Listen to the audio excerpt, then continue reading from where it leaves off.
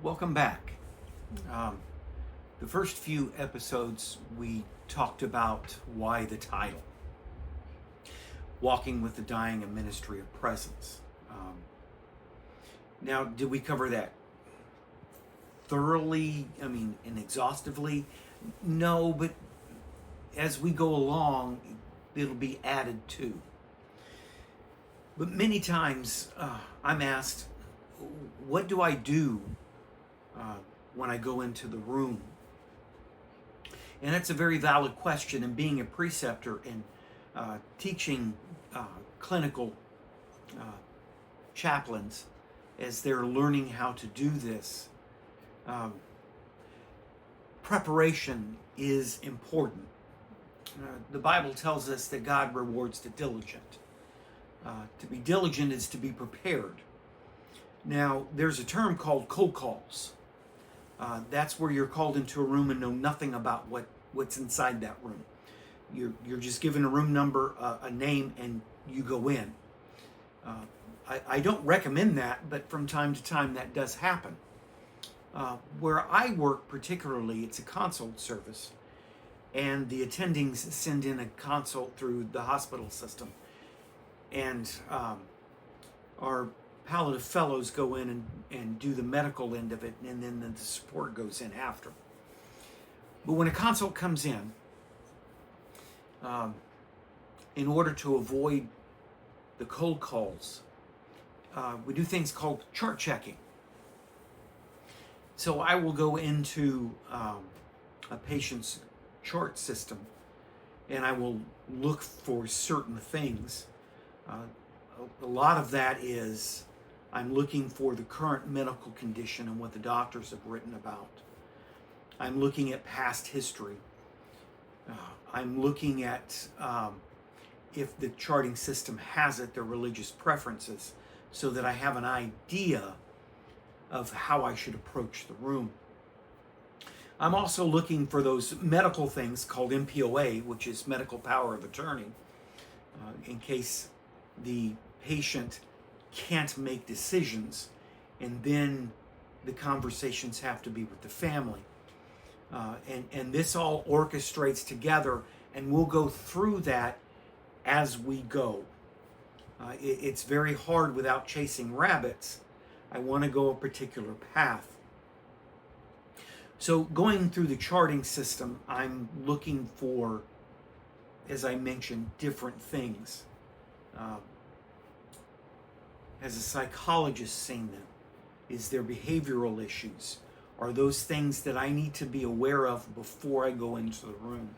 Are they on a one-to-one sitter, which is telling me medically they may not cognitively be able to have a sit-down conversation with me? I would like to be equipped with those things before I walk in the door. Do I tell them that I know this stuff? No. No, I don't disclose any of that. What I read in their chart is confidential.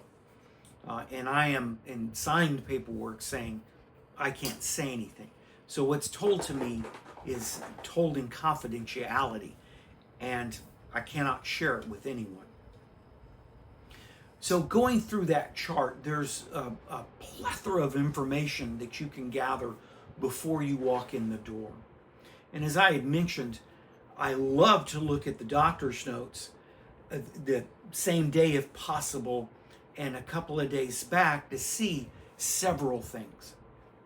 One of them is, where are they at right now? What happened overnight? But secondly, as I go through this, I'm looking to see when they came in, which I will check the ER notes so that I know why they came in and what they triaged. See, this helps me as I'm looking at these notes.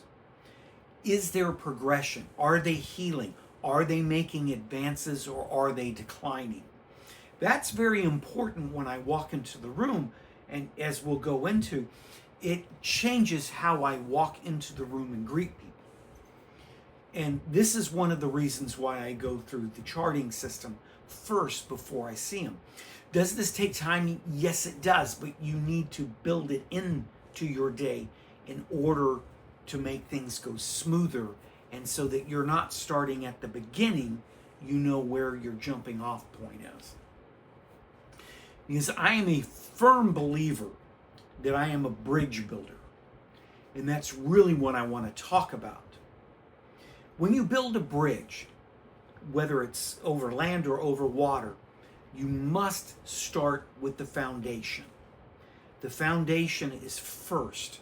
And if the foundation is good, then the rest of the bridge will be strong. Let me explain what I mean by that. The base is when I first go in and our first meet and greet. To set that rapport and see, so going through the chart gives me history so I know a little bit more about them. So as I'm building that base, I know which direction to go in talking about procedures, heart cath, G-tube, bronchostomy, whatever it may be. That's irrelevant. But as I check that chart, I know how to enter the room because I want that base strong. I would prefer to have family in the room so that I could meet them. And that's important because I'm building a bridge with them as well. What a lot of folks don't see and understand is they're looking at the patient in the room. And here is where my perspective changes from most other people, especially in the medical field. The patient doesn't come in alone. Now, yes, we can argue there are solo agers. And as time goes on, some of our patients have outlived everybody in their life and they're alone. We can talk about that part. That number is small, though it is growing quickly. You only need to look at the census information to understand that that's happening. But not chasing that rabbit, but staying focused on the base. The base is everything. When I walk into the room and I do the greeting, I'm greeting first the patient because most of the time the family wants to know that they're being taken care of. So through my actions, my words, and my deeds, I put them as the focus as the greeting. But once they're greeted and affirmed, then I'm with the family. I want to know family connections. And in later episodes, we'll talk about the 4 things that I'm looking for and the 4 things that I do while I'm in the room. But first, we need to build this bridge so that you'll understand those 4 things on both sides of the bridge. So in building the bridge, the base comes first. And what I call the spires, the legs of the bridge, come next. And then we do the cross, where we're going to go from one side to the other. This is where information, feelings, processing, all of this becomes a highway. And this is my goal for each room that I go into. I need this built, but it has to rest on the spires, and those have to have a firm foundation. Now, you're saying, well, what happens if you have a one visit? Well, I have to modify. But I am fortunate enough, being in palliative, is I'm there when they give the bad news. And there is times when I'm the one that gives the bad news. Because we're a training program and doctors are learning how to do that. So you see, I'm going to see them several times. And even when they get discharged, they're going to come back. They will come back. Even if we send them home on hospice or send them to a contracted nursing home, they're still going to come back because the family will panic. This is why the base is so important. Because that patient doesn't come alone. He comes with the bumps and the bruises and the ups and the downs of his entire life, but he comes with a community. We normally call that family, but it can be a larger community, including church or work relationships or whatever. They could have a caregiver that they've become so attached to, they become family. Whatever that is, that family, that unit that supports, is one of the bases along with the patient. Now, am I going to pull that patient when everybody's gone, even the family, and process? Yes, that's its own base. And then the family is the other base. I need to build this first with communication, affirmations, confirmation. I'm looking for different dynamics that are going on in the room. You see, in my meet and greet, I would prefer to go with the support team, meaning most of the time I'm going in with a social worker, psychologist, the nurse, and myself, and probably several residents or interns will be going in with us. And there's a reason, because in building that base, I want as much information to make the base as large as I possibly can, and I want that foundation to go deep into the ground. So if I'm with the rest of the support team, I'm hearing information live. The interactions between the other disciplines, I am watching, evaluating, seeing how the interaction goes, not only with the patient, but with the family as well. This is very important before I start engaging, because I'm evaluating, are they fearful? Are they confident? Are they scared to death? Do they have information? Do they understand what's going on? All of those things are racing through my mind as I'm watching the nurse talk, as I'm talking to the social worker, who will also talk to the family about what can and can't be done, finances, help at home or help anywhere. All of those things are being discussed, and I'm part of that discussion, but I take in all the information so that when the rest of the team leaves, I stay and I start working on that foundation. I'm bringing up things that were talked about. I'm reminding them.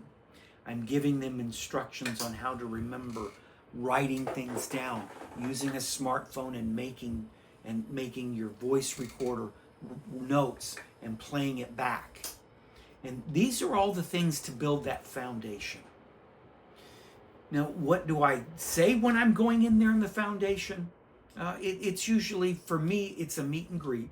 And hi, my name is Chaplain Brown. I'm with the Palliaitve team. Favorite color is clear. And I usually get a chuckle out of that. And I do that to reduce some of the tension. As I'm talking with them, I'm acknowledging that this isn't home. We are taking away a lot of their freedom. And, medical staff doesn't always think that way.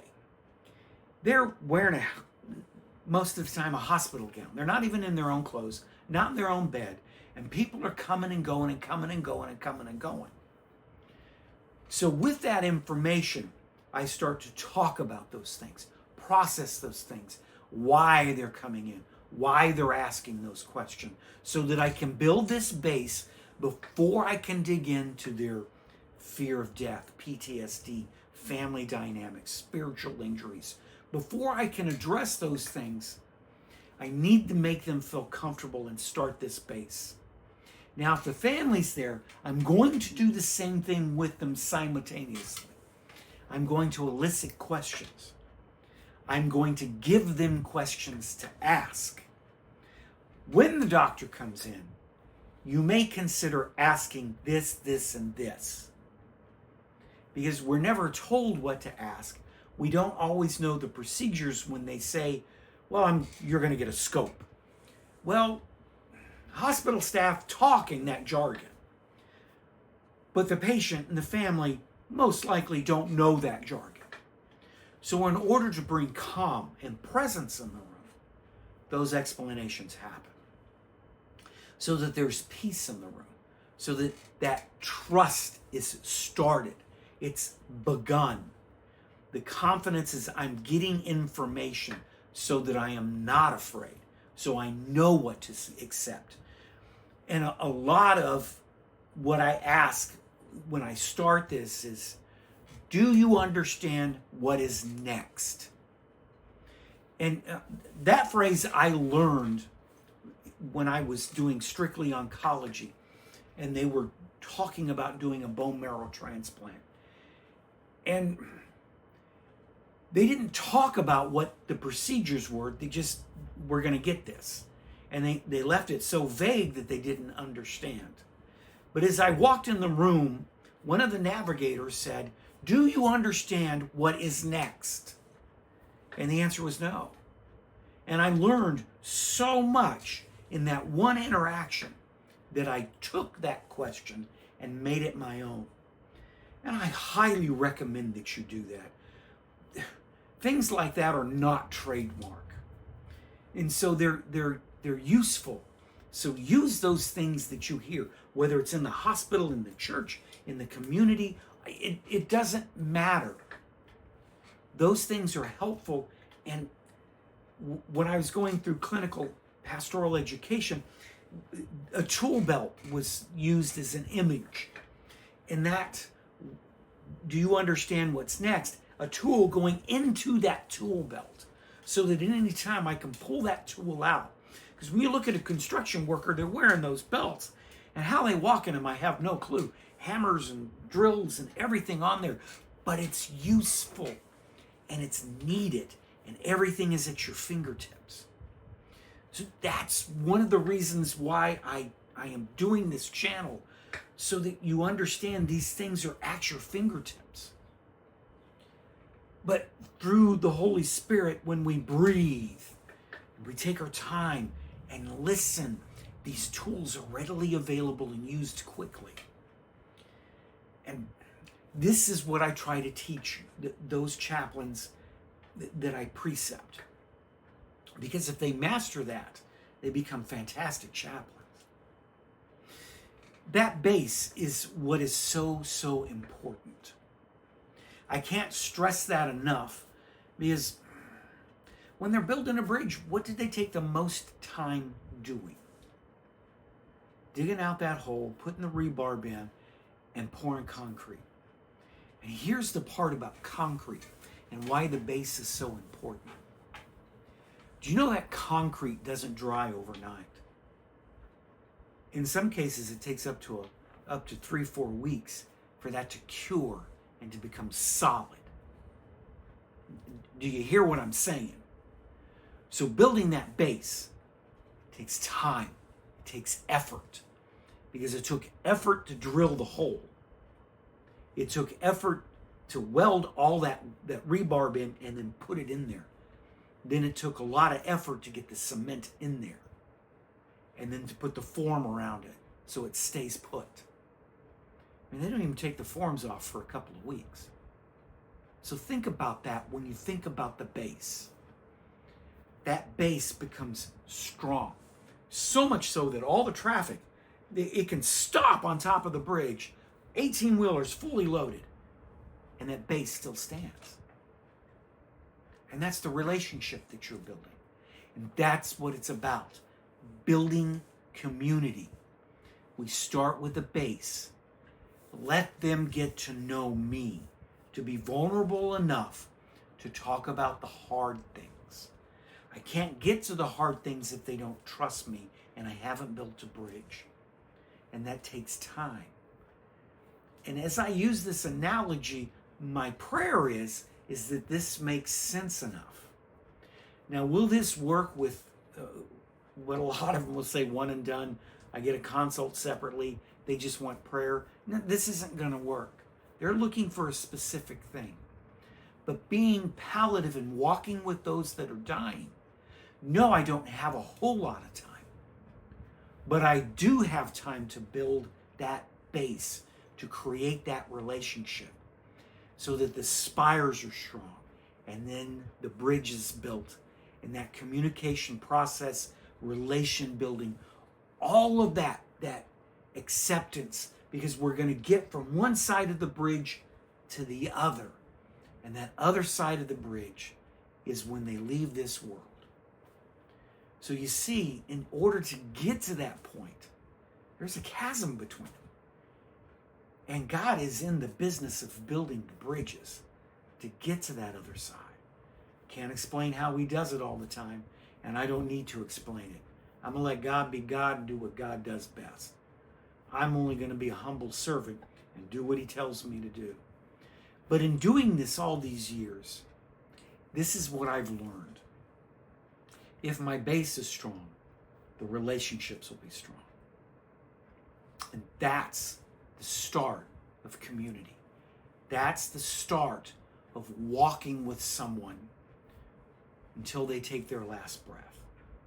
That is an honor to do. I get teared up when I start thinking about that. Because being present at the end brings peace and calm. Knowing that you'll be remembered, knowing that you're there, knowing that you're not alone. Now, I know the Bible says we are never alone. I will not leave nor forsake you. But did you ever think, as Mordecai told Esther, that you're not there for a time such as this? Something to consider when you walk into the room of those that are dying.